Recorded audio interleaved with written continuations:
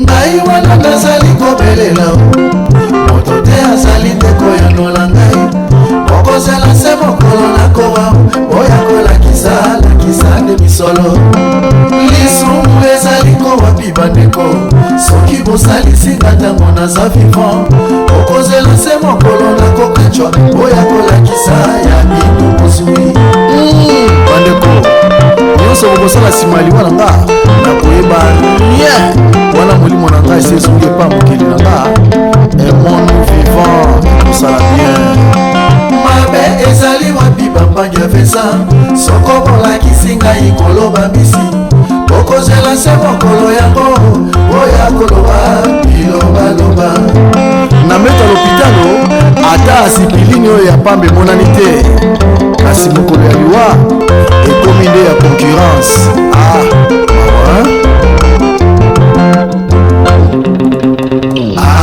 lokuta ya mongo ekotombolaka moto nde mabeka okolakanisani ye liwa ezali sepo ya babola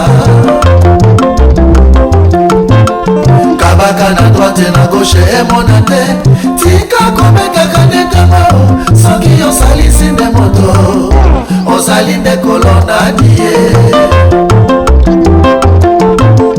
lisumu te soko oyo osalisi nga lelo kozela te mokolo nakowa maso yo kosalani ye nakoyeba na ngai te bambongo nyonso ezaki wapi kala wana ekobima kaka ntango akopanza matanga emanu viva mokili makalamba emanu viva nzambe alingi bongo salisa ngai ntango nazali na bomoi kozela te nakufa bongo ya kokunda ngai wana ngai na sanduku nakoyeba na ngai ye emono viva emono viva mokili makalamba emono viva nzambe alingi bongo ata bokundi ngai pembeni ya mapata nakoyeba na ngai ye ata na sanduku ya wolo mpe palata ngai kututina kwani salisa ngai ntango nazali kopema ekosala ngai bien sunga ngai ntango nazali kopema okozwa litomba epai ya nzakomba emano viva mokili makalamba emano viva nzambe alingi bongo milato ya talo mituka milongo ya sombo nakoyeba na ngai yewo emonu viva nzambe alingi bongo emonu viva mokili makalamba emonu viva nzambe alingi bongo.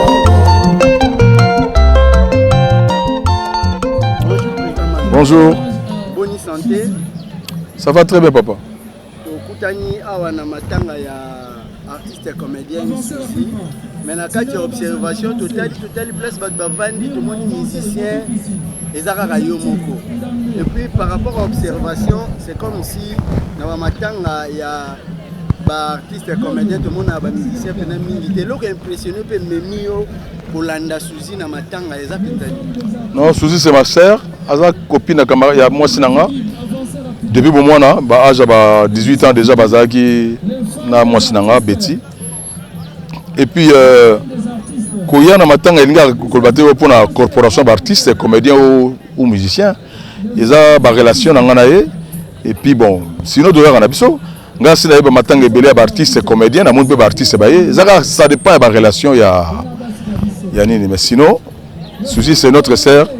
Na ko ça l'assistance parce que biso doit ba net depuis quand là. Parmi les œuvres naïe, les pièces à jouer, est-ce que vous avez quelques pièces ou apprécier par rapport à jouer naïe? Côté ma pièce, en tout cas moi c'est dans un hôtel à Mamtoro, mais ngai na hôtel à mingi kana na famille parce que Suzy a fani pas nanga, to kana fana pas Suzy. Suzy to na famille la bango to lokola ya ko batete na baluba na ba Congo te. Donc toi bena mutu. Souvenir la Suzy alika ko ya ko fana baninga bien yango moni pe tondisi batebela wa parce que Suzy a fani na bato malamu te ndelo moni batebele boete Parce que c'est nous, tout ça est constant, c'est que nous on a constaté, elle dit que dans le gambo artistes et comédiens, conflit est 8 places à Saranate. Et puis division est 8 places à Saranate. Bah, œuvre peut-être tout le monde qui va couler une absolution dans le Mboka, bah, ça va le coup là-bas, bah, ma soumu de pende, bah, ma sasio de benga, bah, kabamba, et belé. Mais les autres générations, la besoin, le président l'a dit, si le président, ça, il s'est pas de compte, bah, il y a un penate, bah, il y a un esprit étalé, banane, banane, mongo, banane, banane, piaka. Donc, faut ça, la besoin, avec il est là. Donc, on a maintenant, Suzy, on a profité, c'est bon, que ça, la peine est fort, nazo, il y a toi, on a une interview. Donc, bazala bomoko hein ozala na sepel na intervention ya na intervention président Masumbu de Brende alors il faut ozala bomoko ozala nani ozala na niveau nini faut ozala bomoko ndeza force parce que so ozala bomoko au moins Suzy nga récolter bato belé po ba ko assister famille na limite famille de l'État na un franc famille bato nyonso batie falanga po makameza la bien donc na moya boyo yo tumbinga bona ko suksa wana parce que sinon mère azo benga ya suka émotion na otango yokaki ke Suzy émotion ezalaka na makambo sur te parce que nzambe moto azwaka moto ayebi te yo loko kokufa te okoyoka émotion mais biso loko toyebi liwo ezali émotion ezala te soki eyemba moto lobaka kaka mokana nzambe esali na bandi loko afokela yango lite lelo parce que yoba émotion okufa nango allez merci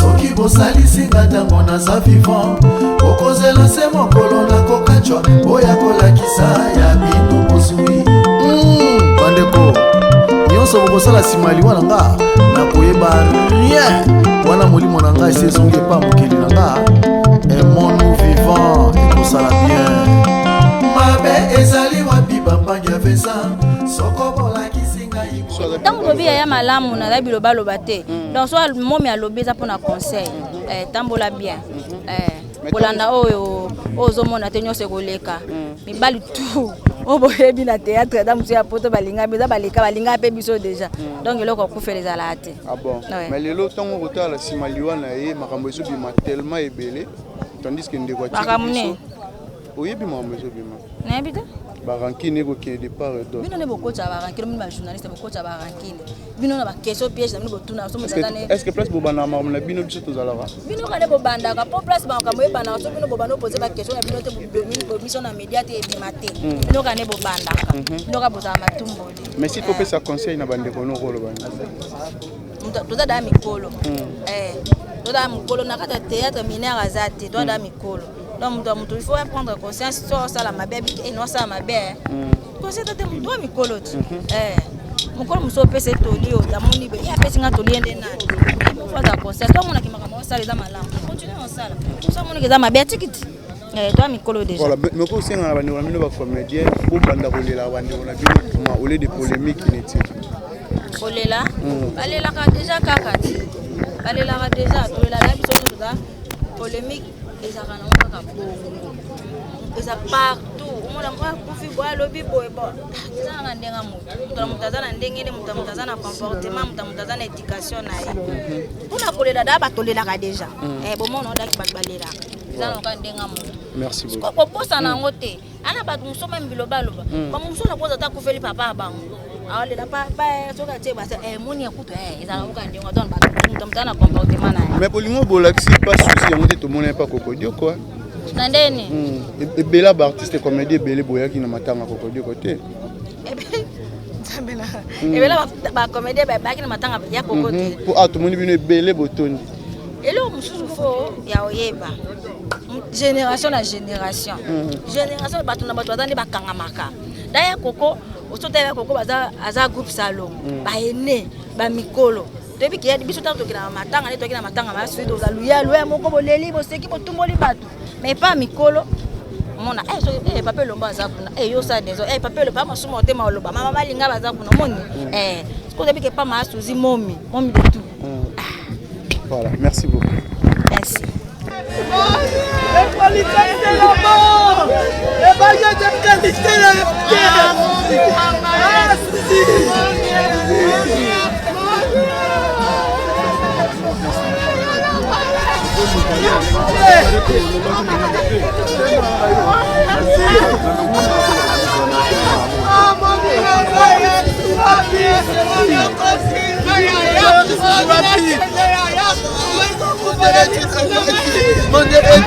Pourquoi ils s'en aillent?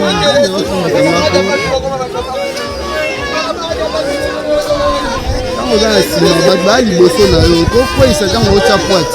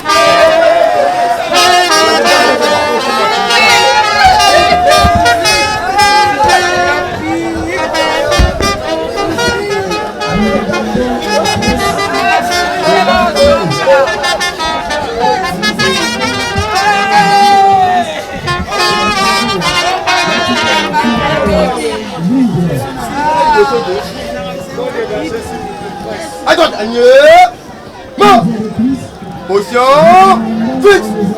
On va faire comme ça. Lui. Mais fixe. wana nazali kobelela motote azali ndeko ya ngai okozela se mokolo nakoma oya kolakisa misolo lisumu ezali kowapi bandeko soki kosalisi ntango naza vivo okozela se mokolo nakokeco oya kolakisa bandeko nyonso bokosala nsima liwana nakoyeba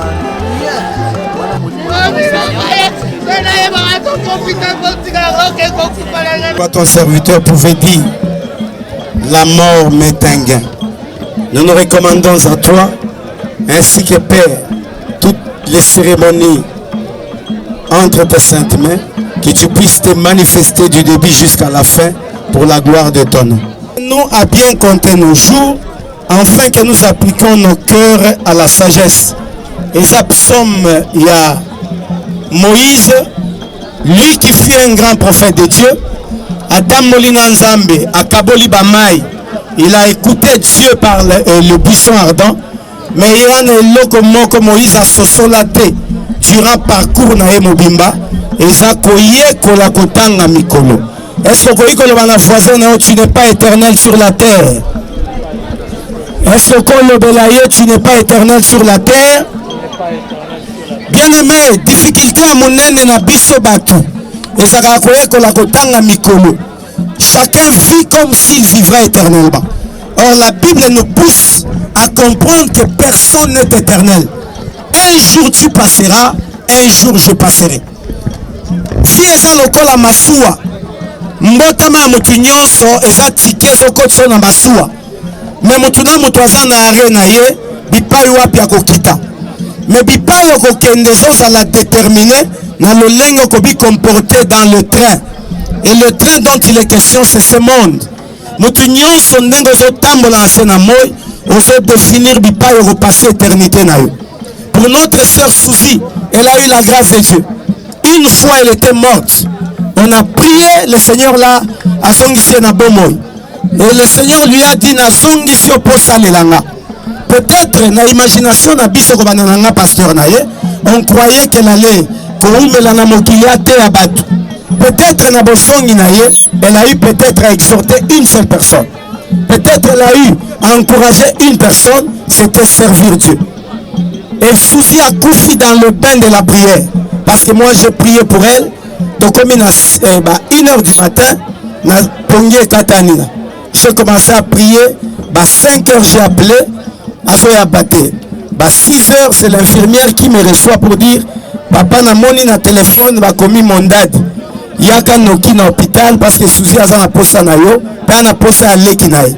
Parce que sa petite soeur a une retraite. C'est ainsi, dans notre pays, Tokouti, Souzi avait rendu l'âme depuis 2h du matin.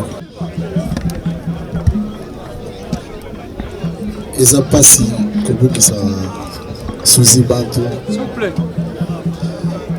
Souzi Bantou. Nous fêtons notre anniversaire le 25 décembre. L'artiste est béni parce qu'il a une vidéo, c'est grâce à Tantine Abisso Souzi Bantou. Azali, maman Moko, c'est un monté de l'autre. S'il vous plaît. Il Abisso Tata. So, Mouni Bango, Lélo Soussou, et ça lui fait plaisir. Ceux qui n'ont cité Bakombo, peut-être, ils allaient un peu large. En commençant par Maman et Bagata, il y a Zali Lini, il y a camarades, il y a tante Nabisso depuis. Il y a CD. C'est la fille où on a joué à scène Moko pour la première fois. À cette époque-là, mon nom est Arzaki au Kabona, Banzondinger, Nabata Kishasa. C'était Serre Yaliboso, tu se retrouves dans la scène, dans Zonding. C'est comme si tu es déjà Kala. On a Nazana no Mario Nazali Lote, parce qu'à cette époque-là, on a Kaka na Kishasa. Mais il y a un succès, ma casse na poto. Mais ce jour-là, qu'on se retrouve dans la scène, Nazaki très à l'aise parce qu'il y a un maki na bolingonyoso, y compris na des qu'on a dit son miel, fifi miel, to s'ennuyer, donc il faut vendre la biso pe quelque part. Si ba X temps avec le chauffeur ne m'a aux oyer à zongissier. Et fait na Kenneth Nanda kwa Souzi ou tu koloba moi na kasina utiawa. Souzi fait na Kenneth Nanda kuna na banoza mbamona accès na chambre. C'est la moni t-shirt ou logo ou montre. C'est la fille on a kenango abana ko hésiter. Vraiment on a perdu une sœur. C'est vrai Moutazanga a mabete mais Souzi azaina motema kolinga bato. Que son âme repose en paix. Merci beaucoup. Nos dynamiques d'artistes et culturels du Congo, par la bouche de votre humble serviteur, en ce jour du jeudi 9 mars 2023, un jour seulement après la célébration de la journée internationale de la femme, sommes sous l'océan de peine et de douleur. En ce moment où nous venons couper de façon définitive les cordons qui nous a liés depuis le 20 mai 2019, la date de la création de notre structure, à notre estimée trésorière, à la personne de Madame Bantou Souzi. De prime abord, nous vous avouons que votre présence parmi nous est un motif de grand réconfort et d'une inestimable consolation. En cela, nous vous adressons de plein cœur nos profondes expressions de reconnaissance. Comme vous ne pouvez vous en douter, la circonstance autour de laquelle nous nous réunissons aujourd'hui n'a rien à voir avec les événements et situations de gaieté et de détente auxquels nous vous convions habituellement et que vous savourez avec délectation inavouée et fonds réparateur de cœurs blessés. Que puissions-nous vous dire, sinon vous confirmer avec effet tangible qu'il s'agit d'une réalité que nous redoutons dans notre vie. Car depuis le 25 février 2023, les mystères impénétrables par la sagesse humaine ni la science humaine vient de frapper à la porte de notre organisation, mais davantage dans le monde des artistes de scène et de l'écran. Qui pouvait s'imaginer que la fatalité usant de son tranchant destructeur allait réussir à terrasser Madame Suzy Bantou à la fleur de l'âge, elle qui a été le modèle de solidarité, en plus du fait que, par sa silhouette magique, on s'imaginerait à côté d'un ange à la taille svelte. Sa beauté éclatante et splendide, son cœur rayonnant. Elle était pour ceux qui la fréquentaient la source d'inspiration, de vertu qui rassure. Les sourires éclatants, accueil parfait, générosité sans borne, talent artistique à revendre. Elle s'est façonnée d'une stature de star adulée par ses contemporains de toutes les classes sociales, de tous les âges, de tous les goûts, de toutes tendances. En ces moments, qui peut jauger la profondeur de la perte inattendue et non souhaitée par ces pères que nous sommes et par le public congolais qui n'aura jamais fini à l'admirer. Pleurons, bousculons-nous, remuons tous nos poumons, basculons nos reins, roulons par terre, déchirons nos luxueux vêtements, car la peine que nous ressentons à la suite de cet événement est immense. Je voudrais cependant nous interpeller tous et nous inviter à méditer sur le comportement qui ne valorise pas l'élévation de notre profession ou encore moins la promotion sociale des uns et des autres parmi nous pris individuellement. Je voudrais ici demander à l'assistance particulièrement artistique, cessez de pleurer. Regardez-moi aux yeux. Le moment est venu de déballer les turpitudes qui freinent notre envol. Mais est-ce que c'est nécessaire? Est-ce que c'est le moment? Je ne pense pas. Sentons-nous à l'aise maintenant.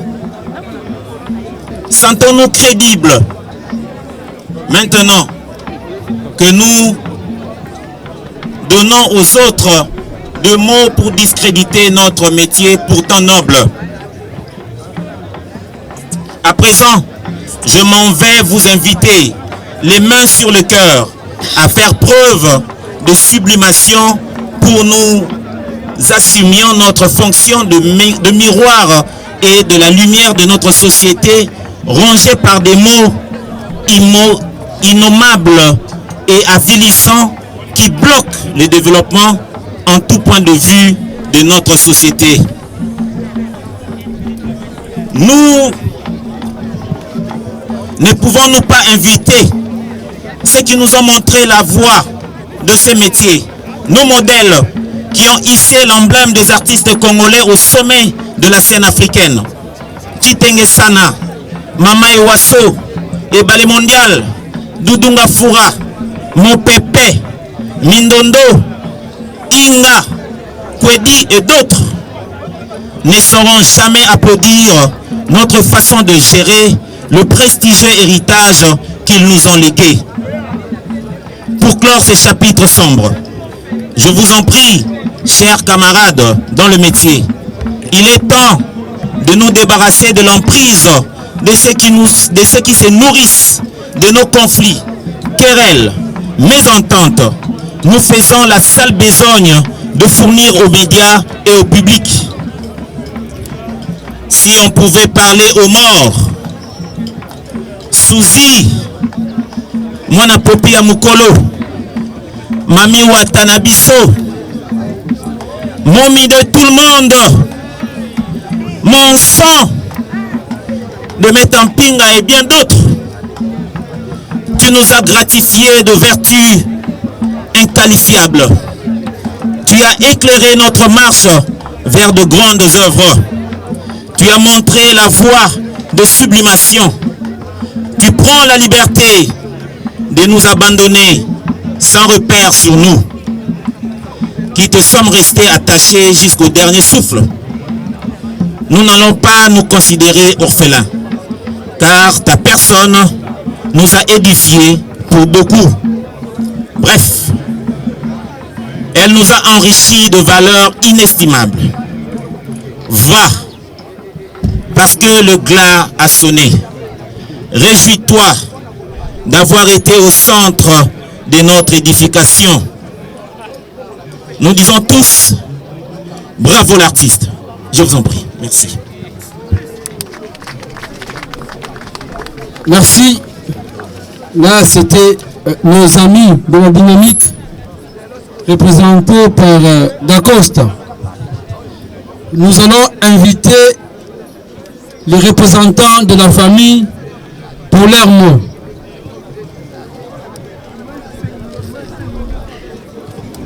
Mbote na biso.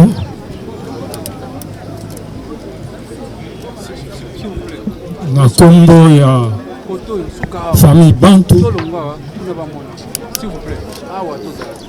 Tokoki kokende bongo te kotika mowei na dernière dernière na ye sans totalisa reconnaissance na biso epai ya baebanche oyo basungi biso po ete lelo cérémonie oyo esalama mpe tokende kokunda corps. Mais comme la français balobi à tout seigneur tout honneur, tout bandit nanu ko remercier nanu nzambe o aza maître ya temps pe ya circonstance o ya permettre ete to bungisa leki o aza leki pona ngai nzambe apesaki pe ya zui to bandit nanu ko tonda ye parce que yenda a décidé bon. Mais le col ensemble, on a raté. Tu vois que ce qu'on va remercier Nzambe, c'est que tu remercies bateau toujours vivre ensemble. Au bachaki pierre na bango de façon que événement oyo et qu'on va pour ça. Yango na bandi na ko remercier famille chrétienne naïe, de famille spirituelle qui est son pasteur papa Nabiso apôtre Péali. La communauté mobimba ya Refidim.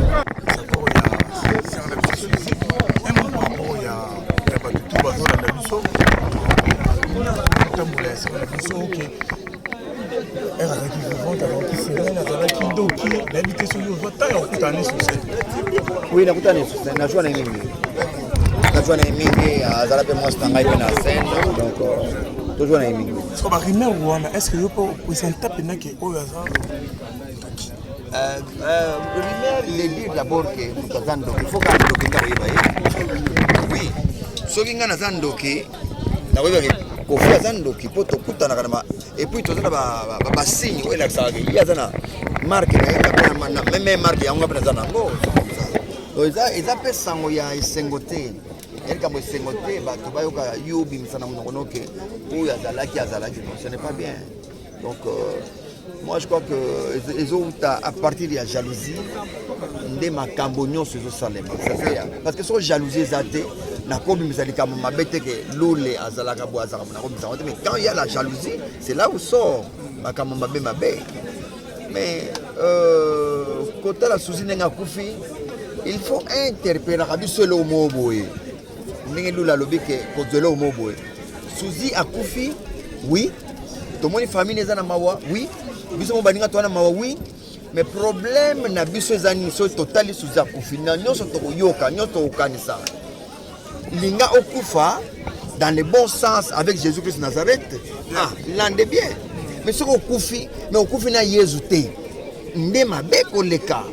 Donc mutako kufa na ye oui mais kufa dans le bon sens avec Jésus-Christ Nazareth. Et là on a besoin il y a mon tout ya trop dans ngonga parce que tant que prophète va dire sabiso bato ba kufa ba prophète parfois to se kango hein parce que to beta kana batanzala ngana victime nga balwa na kufa na mois de juillet eza ngango j'ai fait on a ouais ko sala mois de juillet le kika na kufite mois de juillet le kika na kufite bona ni to vous voyez donc tant que lui disait que muto kufa muto faut de disposition mais on non passer de la foi dengana ki liwa mais doit vraiment éviter muto ne wana mutu na ye azana bongote mazana mai na on mai ou bien azana moi babiloko mabe biloko kokoti na mutu donc tant que lui que liwa ezana kata groupe liwa iko jwa bato il faut que muto na muto à disposition tant que liwa goya écoute ngai nazana position na boy na bunzambe là ça va mais liwe ko iko jope na bunzambe mais aucun ndenge bien avec Jésus-Christ je venais de dire mais ce qui siko ezi yo otana kati ya mosquée ne otana kati bisika moko yo omona kike ozo na ikobo bisika na ikobo par exemple ozo mona mutantana sorna donc c'est ce que je voulais dire que il faut interpeller sur quelque chose ndenge akufiwana mutona muto a tirer les sons. Qu'est-ce que je peux faire na tambola ndenge nini cette fois-ci? Merci. Quand tu intéresses à l'objet déjà. Ah heureusement. Donc on a eu mutolobi yango. Mais on a YouTube déjà. Heureusement tu as vu que nous sur le canal YouTube ils arrivent sur l'autre. Il y a vrai pesali. Et il y a vrai ça mon cœur. Il y a le kuta et belega neto autour là-bas. Merci beaucoup. Merci beaucoup. Suzy Bantou a tiki famille biologique a tiki famille.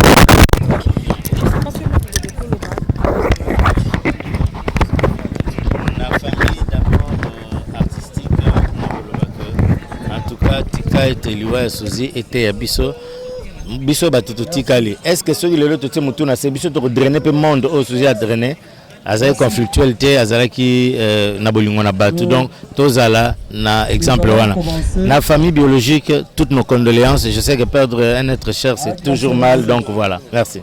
Nous demandons au batu donc côté wana je crois que toujours regretter mais les gens volonté en Nzambe moyen que le basusu ezali te na susu qui sakaka boye les artistes soyons unis.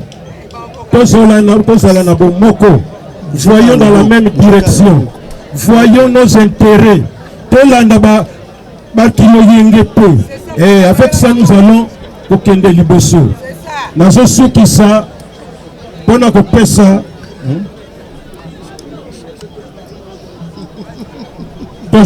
Silisa, on a coupé ça. Merci à la Fondation Maman Denise. Parce que Tozo Bunda Sikoyo pour que nombre d'artistes et bâtissements pour qu'on soit soin il y a offert hôpitaux nyonso minene oyebi et bien bateau déjà suis déjà carte ya mutuelle de santé oh maman Denise Nyakedo sali offert les opérations et c'est la nini ndeko na biso bantu auti kotika biso na nangonga moko esengaki vraiment famille bakokoka na bango mais na ndenge ko zoango na oyo bazako pesa bino bozomona ka moi soulagement donc yango tozo yebisa soyons unis tozo bunda pour que nombre ya batu bakisamba artiste et que parce que artiste moko ya bala bana na yepe bazoko soin soin moi aussi na yepe azako soin alors Robina bino nombre nyonso tout ezali wakokamwa donc batbasa ebele donc nombre biso nyonso tozali na basi na biso na bana oyo tozozwa basoin ofele baopération ofele kisi ya ofele soki ozwi ordonnance kende oluka kaka pharmacie ya monene bakopesa yo ofele voilà alors soki si bato internet pardon na bino bato internet comment on micro moko on dirait et en fout bato même mutu azalaki ne calme azalaki calme mais tant on a micro même azalaki na likambo masumu to koyokaka masumu de prendre kuto ayazaka selemba nini anga boy tout ça masumu de prendre selemba esali nini donc en fout ya ba micro ya ba micro na bino alors mutu ko bana ko loba contre moninga na ye sans que oyeba heureusement que bato nyonso bayebi ke nombre ya bato moko eyebani ke soki bobandi kaka suka nango na tribunal kuna nde tokangiselaka bato monoko. Alors nazosukisa na makambo ya mabe ezoleka mikolo oyo kofingana na matanga oyo ndenge euti koleka awa bokoyeba te pourquoi oleki bato bazala na kati ya ide ya matanga bokoyeba kuna chrétien kuna fingi kuna onga kutu na cotiser boy onga kutu na cotiser te. Ça veut dire quoi? Cela veut dire qu'il y a quelque chose qui ne va pas. Donc tout le monde relande la moko oh baza ko bebi sa réputation na biso. Merci beaucoup. Merci. La famille Bantou.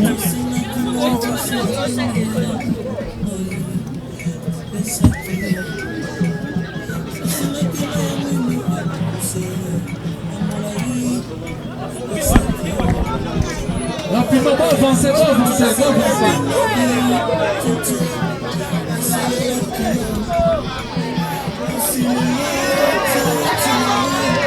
Rapidement, s'il vous plaît.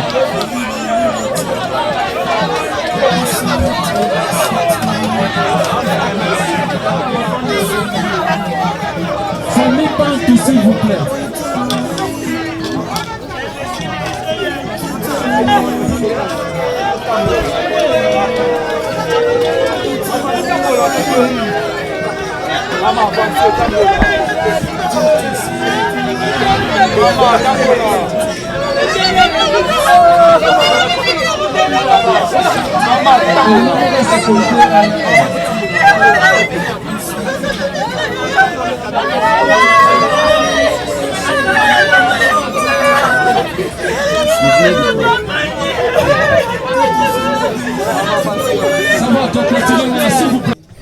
Moi, Nanayo Azala honoré, tu nous as exaucé, nous te sommes infiniment reconnaissants.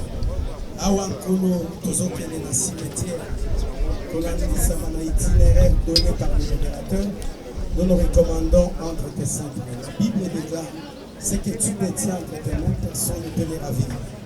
Sois Père, mon tambousi et manso, que tes anges nous précèdent, qui nous bisikato koye barotika nzoto amoye pour la libela.